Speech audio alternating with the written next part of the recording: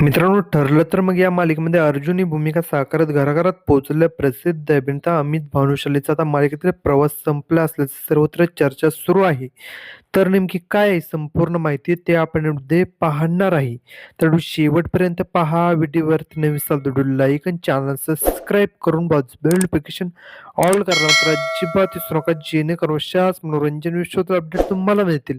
ठरलं तर मग मालिकेला सुरुवातीपासूनच भरभरून असं प्रेम मिळालं.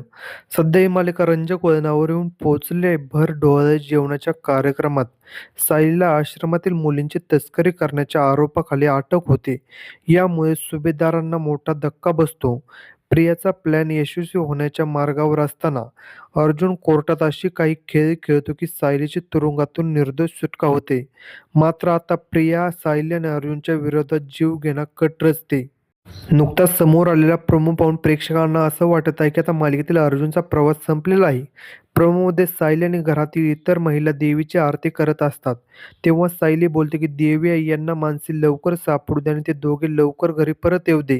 तेवढ्यात दुसरीकडे काही गुंड अर्जुनवर चाकूने हल्ला करतात. अर्जुन बायको बोलत खाली कोसळतो आणि सायली देवी जवळची कुंकवाची वाटी उचलत असते. तेवढ्यात तिच्या हातातून कुंकवाची वाटी खाली पडते आणि अशुभ संकेत मिळतो. हा पाहून सायलीला खूप मोठा धक्का बसतो. हा प्रम पाहून प्रेक्षकांना असं वाटत आहे की मालिकेतील अर्जुनचा प्रवास आता संपला. तर तसं काहीही नसून अर्जुन लवकर बरा होऊन प्रियाचं सर्व कट कारस्थान सर्वांसमोर उघड करणार आहे. तर मित्रांनो, तुम्हाला ठरलं तर मग ही मालिका आवडते का? हे कमेंट सेक्शनमध्ये सांगा. अशाच मनोरंजन विश्वातील अपडेट मिळण्यासाठी आपल्या चॅनलला सबस्क्राईब करा. चला भेटूया अशाच व्हिडिओमध्ये. धन्यवाद.